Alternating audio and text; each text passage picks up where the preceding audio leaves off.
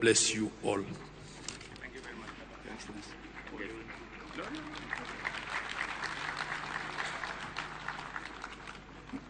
Thank you very much, Governor.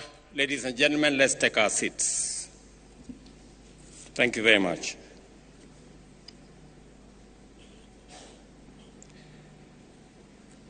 Your Excellencies, honorable members, distinguished ladies and gentlemen, good afternoon.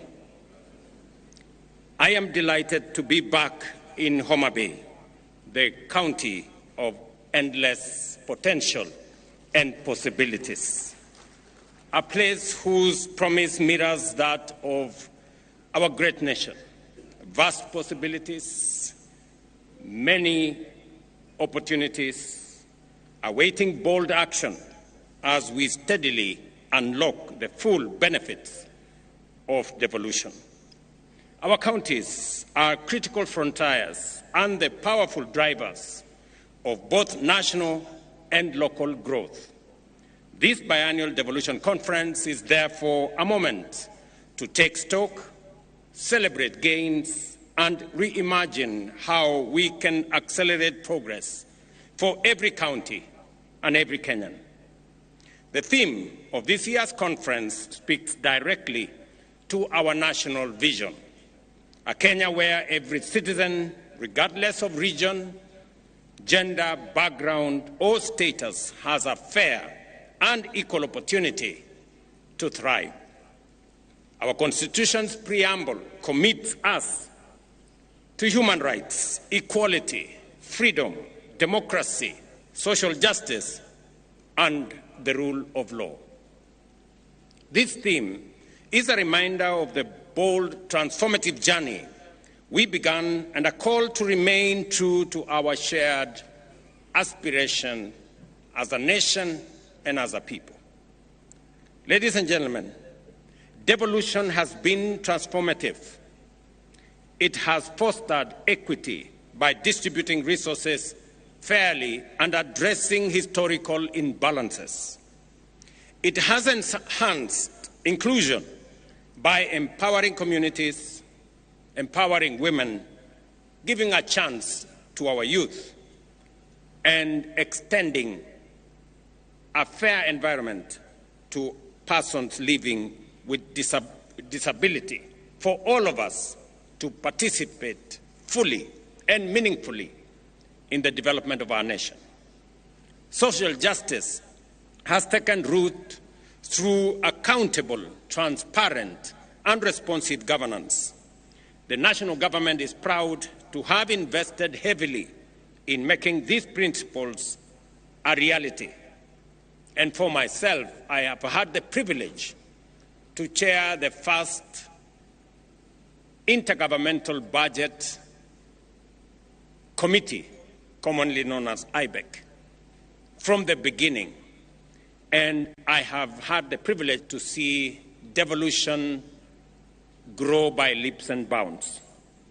Through collaborative frameworks, such as the Intergovernmental Relations Technical Committee, the Council of Governors, the Summit, and the other intergovernmental fora, we have resolved challenges amicably and aligned our policies and resources as guided by our constitutional vision. From the very first day of my administration, I affirmed that devolution is not merely a constitutional provision. It is the ground jewel of our democratic governance and the proudest achievement of the people of Kenya in our constitution-making process.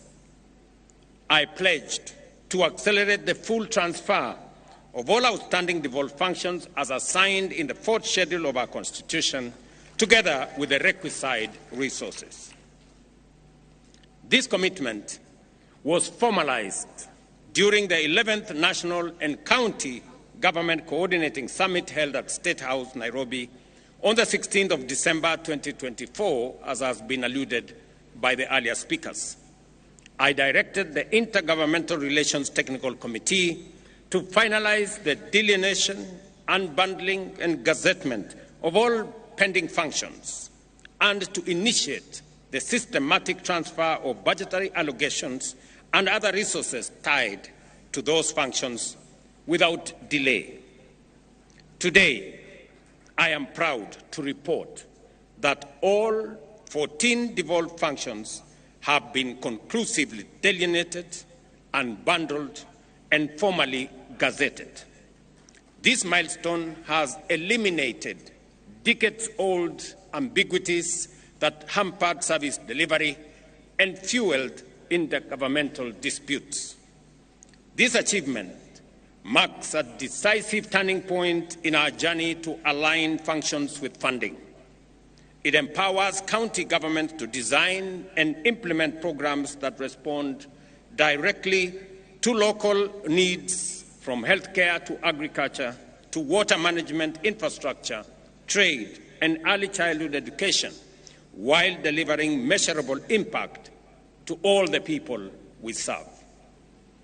Further, to the gazettement of the unbundled and clarified functions by IGRTC on the 16th of December 2024 and the advanced process of resource identification, I am pleased again to announce that we have gazetted immovable assets, that is land and buildings, to transfer ownership to the counties through Gazette Notice number 11164 of yesterday, 12th August 2025, a process that has eluded us for the last 12 years. In other words, 50,000 pieces of land and 80,000 pieces of land and buildings will now become the property of county governments legally. This morning, in a further demonstration of our commitment to devolution, I signed into law two landmark pieces of legislation: the County Public Finance Law Amendment Bill of 2023 and the County Allocation of Revenue Bill 2025.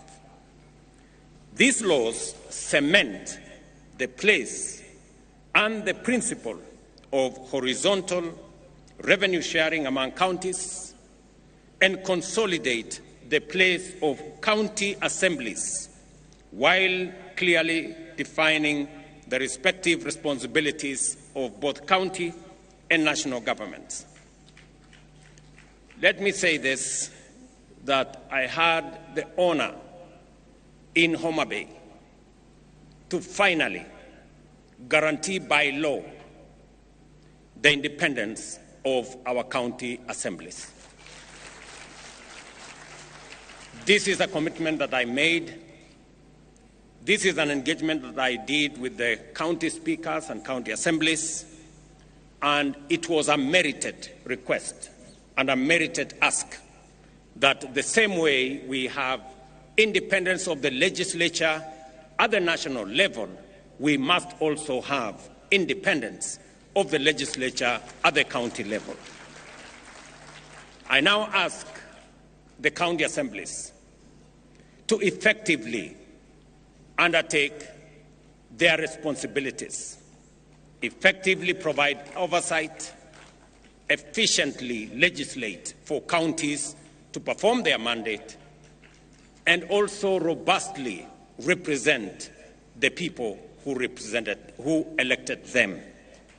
With this new mandate, with this new independence, the counties' assemblies now have no reason nor excuse not to do what they have been mandated by the Constitution effectively.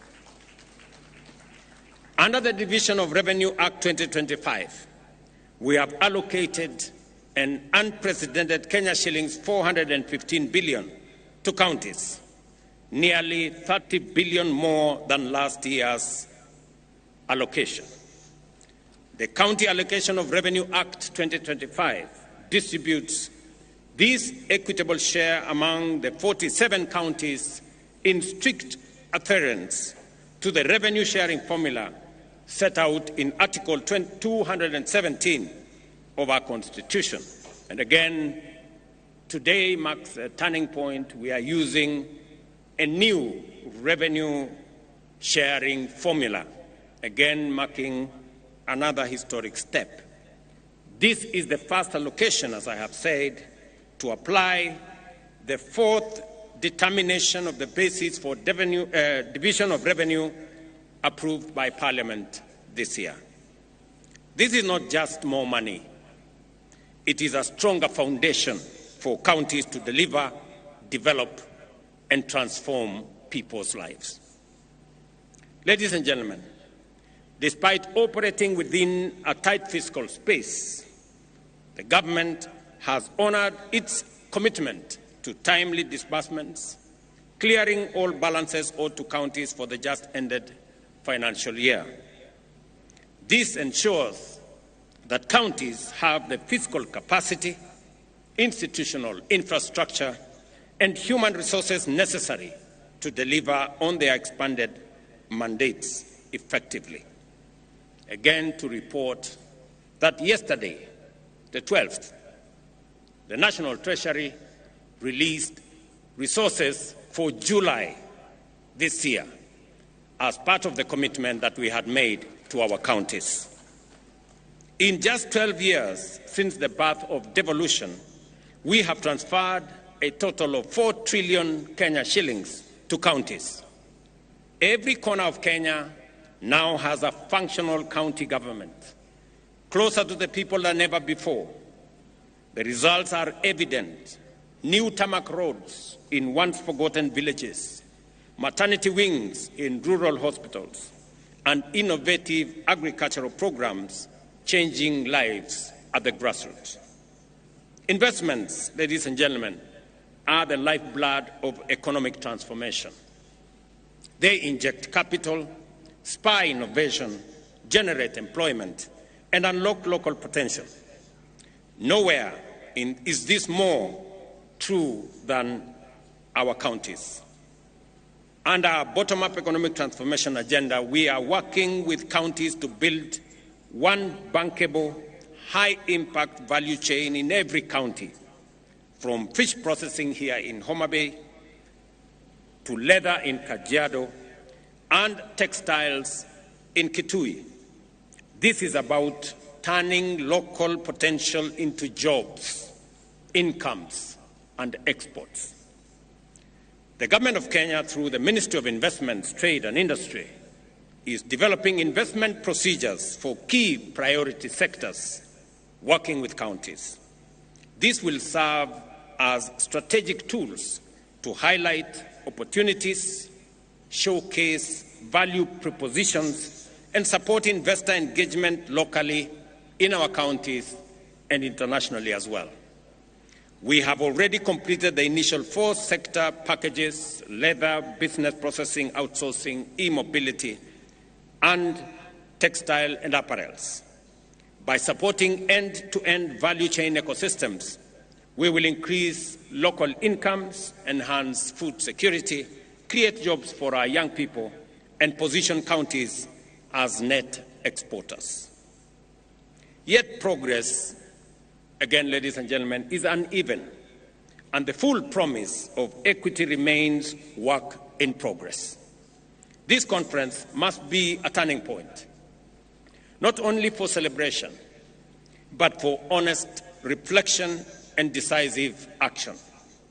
To unlock the full potential of devolution, we must strengthen capacity in our counties by building the skills, expertise, and employing technology needed for effective service delivery. Excellencies, while we may not have all the resources we desire, we have enough to deliver meaningful service to our people. Let me repeat that.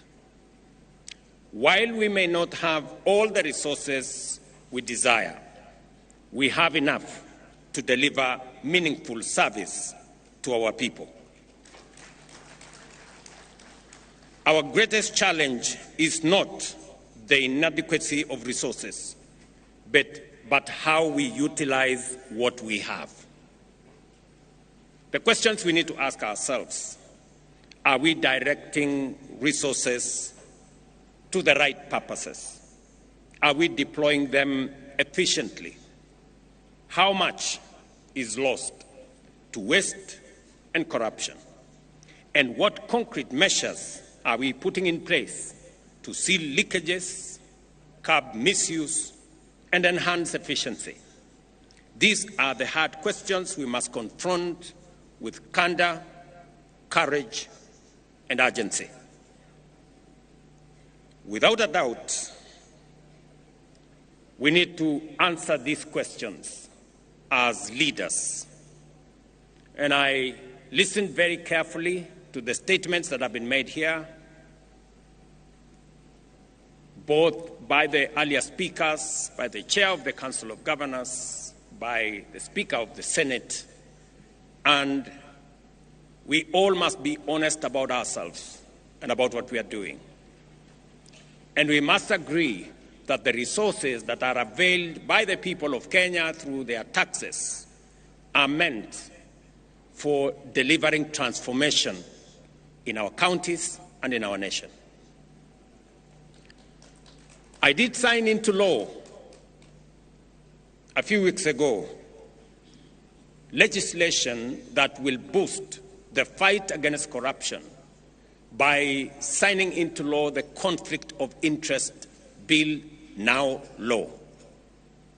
I do expect that agencies charged with making sure that there is accountability at all levels of government take up their role as efficiently, as effectively, with accountability as the law and the Constitution mandates them.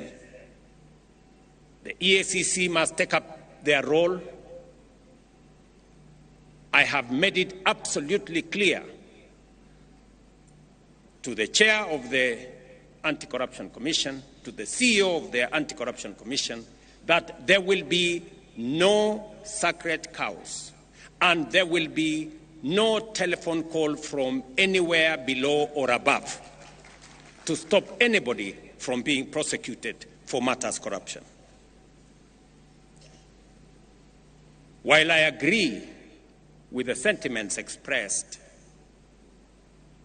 by the Speaker of the Senate, and he has made a solid statement on holding governors and county governments to account, I also must say the legislature must also be held to account.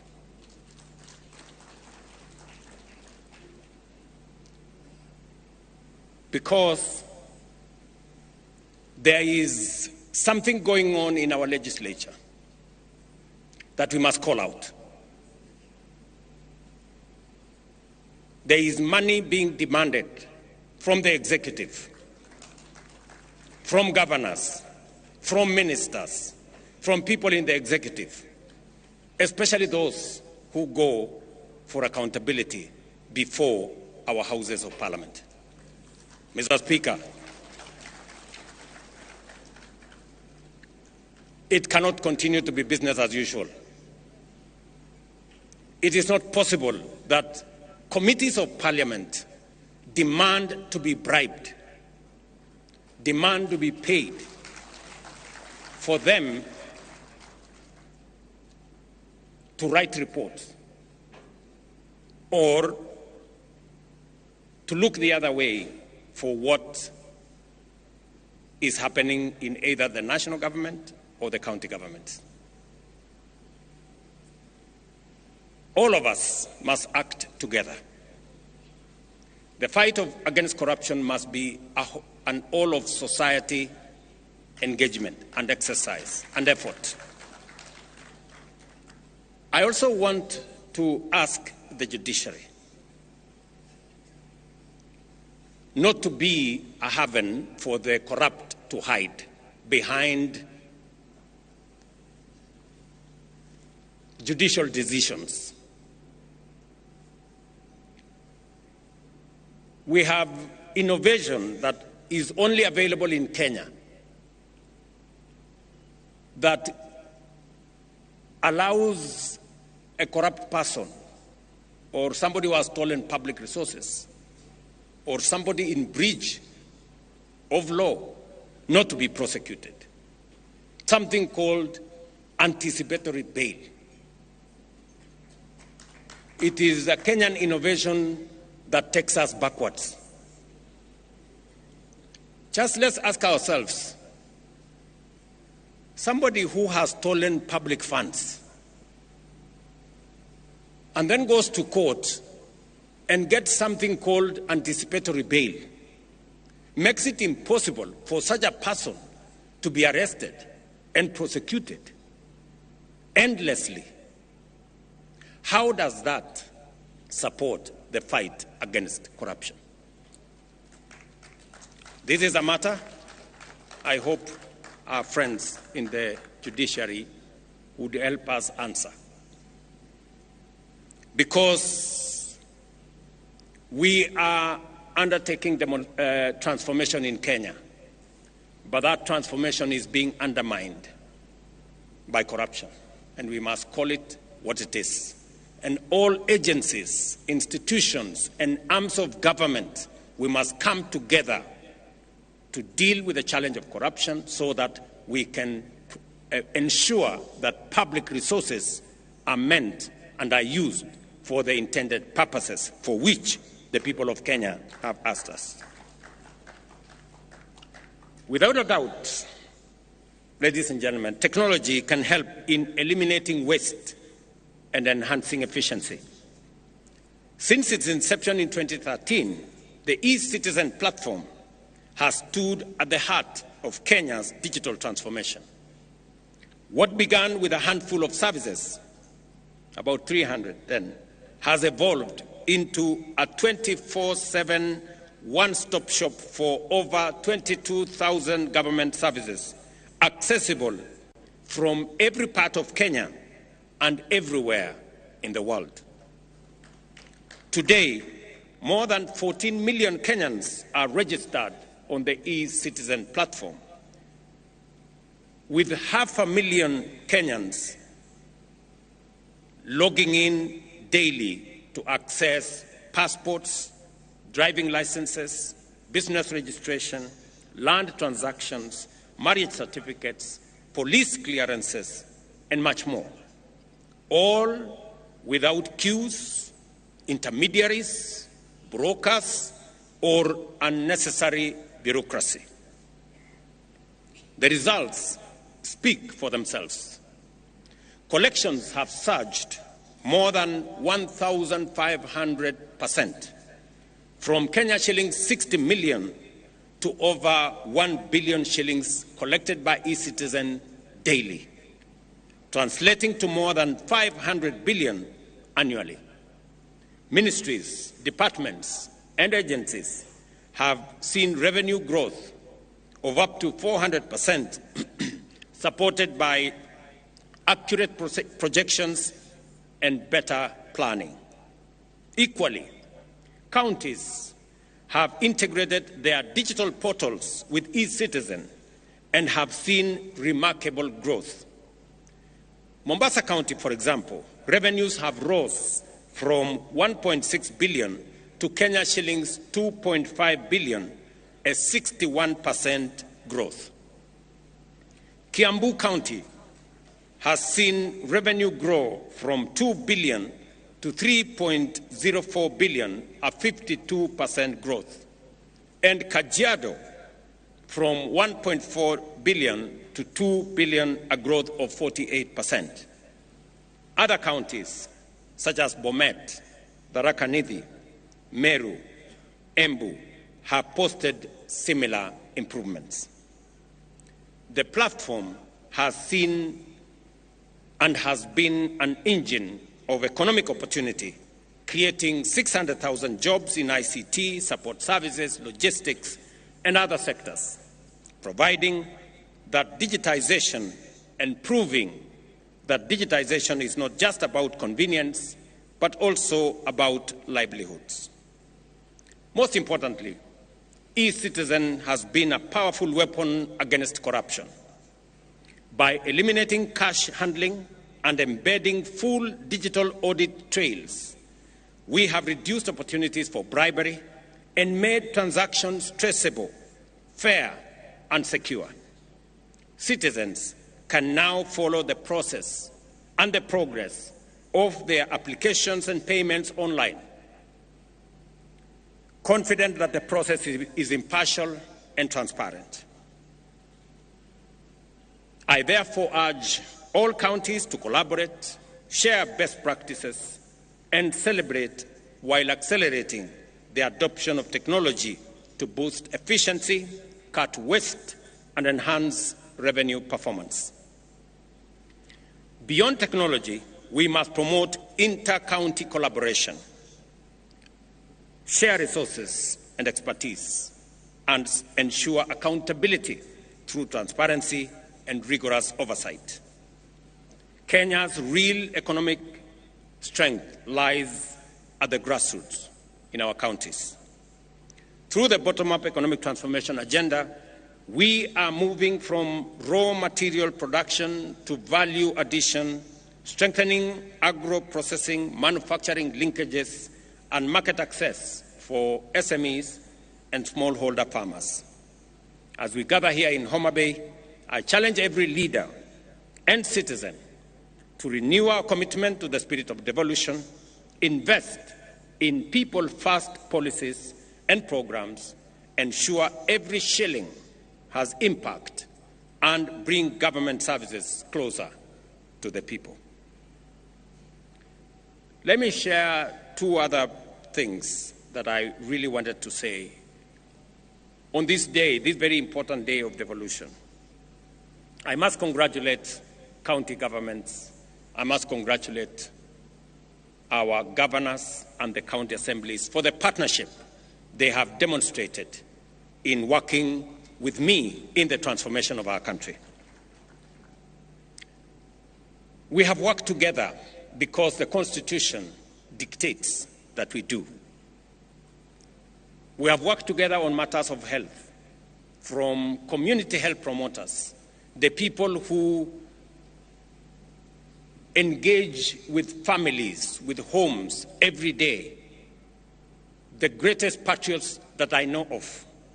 We have worked together with the counties, and I want to congratulate counties for sharing this resource so that we can bring health to be a reality and to be a right for all citizens, not a privilege for those who can afford.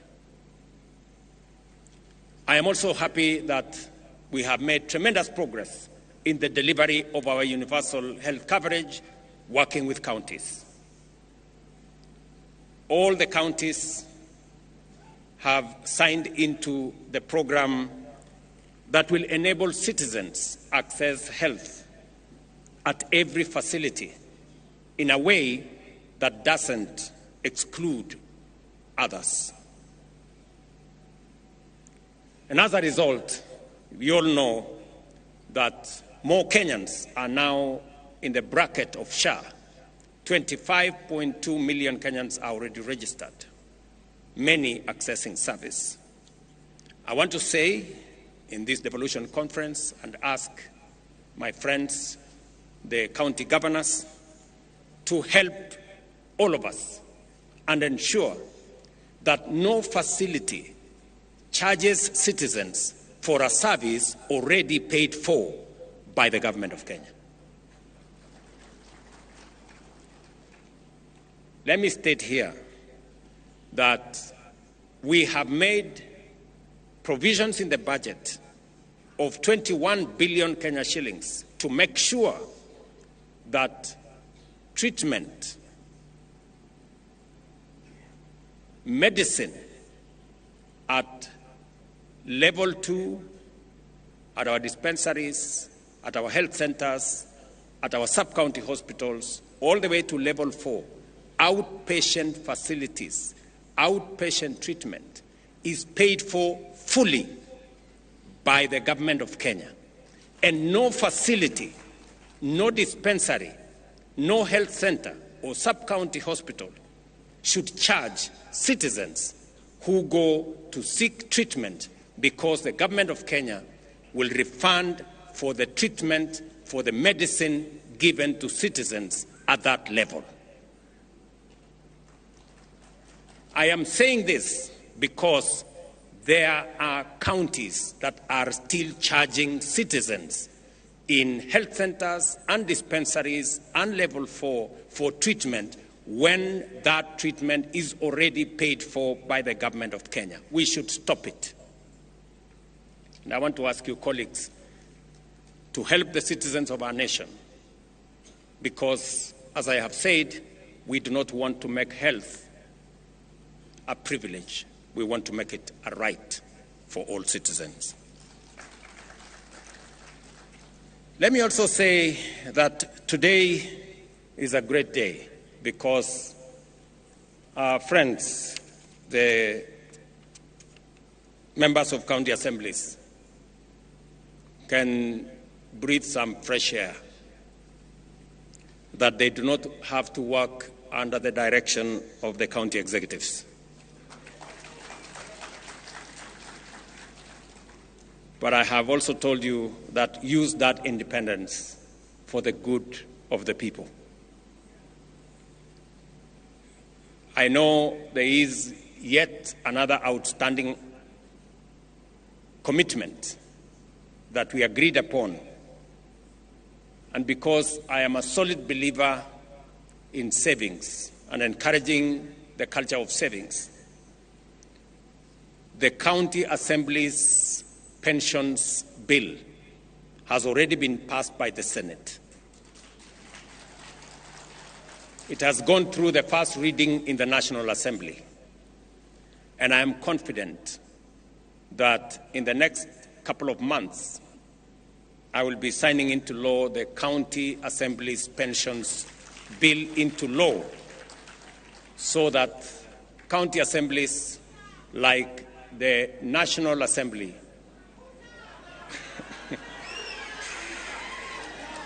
will also have pension, just like members of Parliament. This pension, we agreed, is going to be contributory, just the same way the one in Parliament is contributory, and it will assist us in making sure that we avoid old age poverty by people who have served in the public service.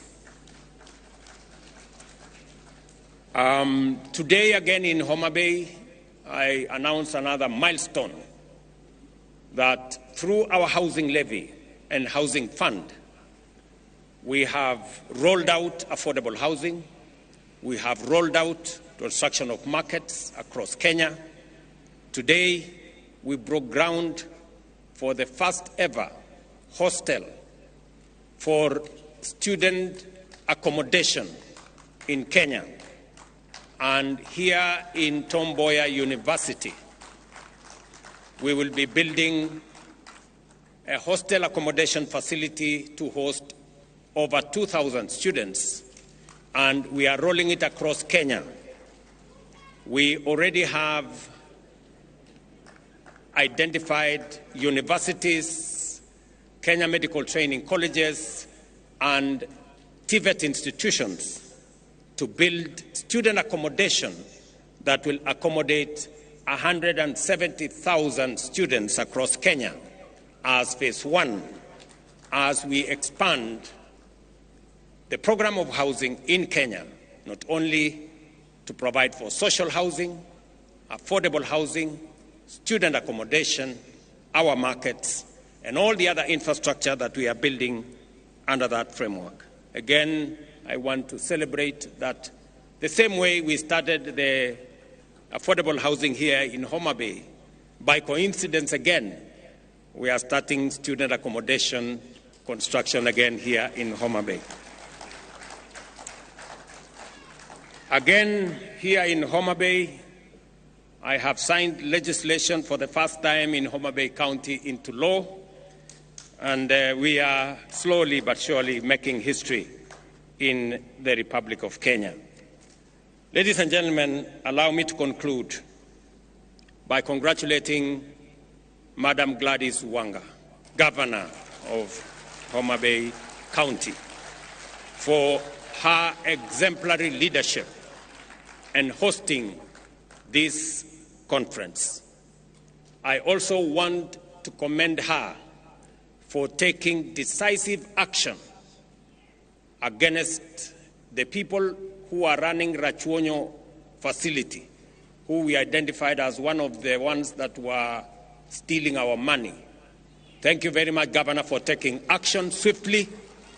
And I want to promise you that as you dismiss those people, we will look for them so that we can prosecute them, so that they can, we can hold them to account. And we are going to do it for all the other facilities that will try to steal from our resources meant for health. And finally, to this great school of Homa Bay, who have given us their grounds so that we can host this facility, I want to say thank you very much to this school. And as a small token of appreciation, the government of Kenya is going to provide 10 million shillings for the construction of the library, as I was informed by the governor. Thank you very much, Mwalimu, for allowing us to use these great grounds for this momentous event. For the people, for prosperity is not just a slogan. It is a call to action, to fairness, opportunity, and progress in every part of Kenya. Let history record that this generation, these leaders, made devolution work, not just in law, but in the daily lives of the people of Kenya. I wish you fruitful deliberations and concrete outcomes at this 2025 devolution conference here in Homa Bay. Asanteni sana, and God bless you.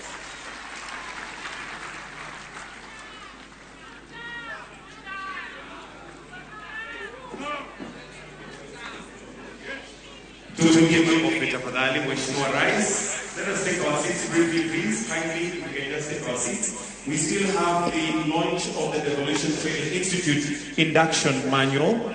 And allow me, Your Excellency, to invite the COG Chair, the host governor, the Vice Chair COG, the Speaker of the Senate, PS Devolution, COG Whip, CEO COG, and Ambassador Sebastian Groth to flank His Excellency as we now progress to the launch of the Devolution Training Institute induction manual. So the launch will be with the press of this buzzer.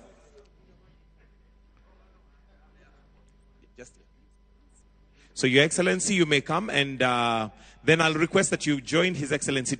The launch is right there. That's where the book is, the manual. So kindly, if we... Microphone, please. Thank you very much. I'm sorry, I forgot the Speaker of Senate did ask me about consideration of the Senate team. And I want to confirm that the Senate team did a wonderful performance. Congratulations. A round of applause for the Senate team for winning yesterday's match. Congratulations. And you merit, as the Speaker has said, you merit a reward for what you have done. There is only a small technical problem.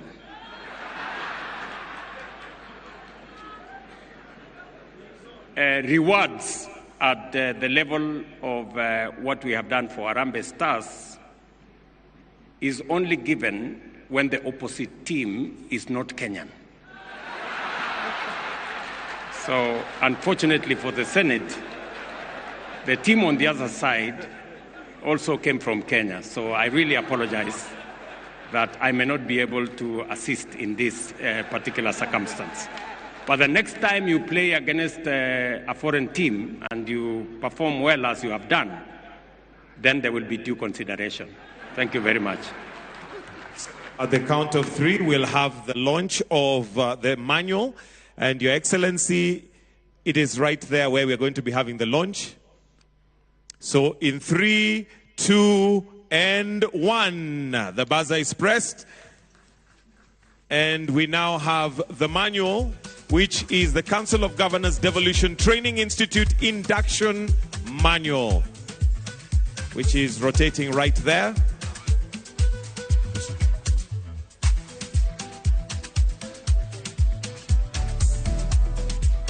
And then we'll have a presentation of the manual by His Excellency to those who have flanked him, so that you will see exactly what the manual entails. A round of applause for the COG for coming up with that manual, and each will receive a copy. And for optics, if we can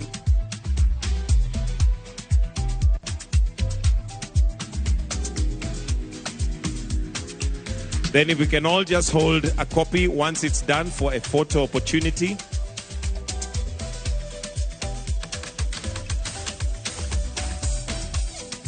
If we can all just hold a copy, one for His Excellency. May I request that we go to the center? Kindly, thank you.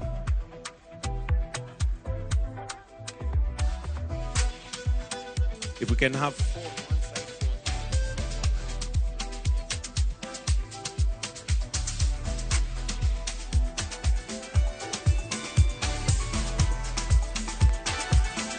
all right, thank you. I'll request that we leave His Excellency the President and Her Excellency the Governor. The rest, if we can take our seats, please. His Excellency the Governor, His Excellency the President and the Governor for the gift. There is a gift from Her Excellency, which, let's start with the COG Chair. COG Chair, there is a gift from COG to be presented by the COG Chair.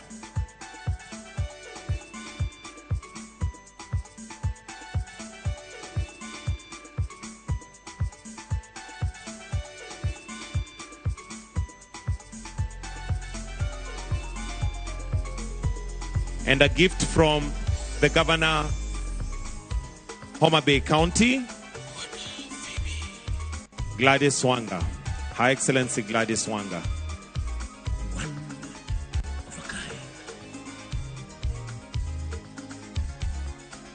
And with that, Your Excellency, we'll now finish with the anthem. So we'll request that the rest of us, mics. Before the national anthem, let's all be upstanding. Let me also thank the great people of Homa Bay for the warm welcome to all of us, and especially to those of us who are coming here for severally. We've seen the hospitality, the warmth of the people of Homa Bay, and we are truly, truly grateful.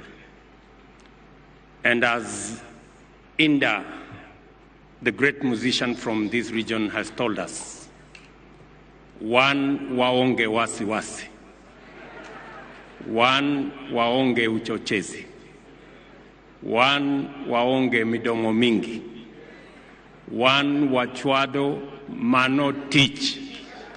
I think that is mana teach. That's where we are. Asanteni sana. So we'll be all upstanding to finish with the anthem.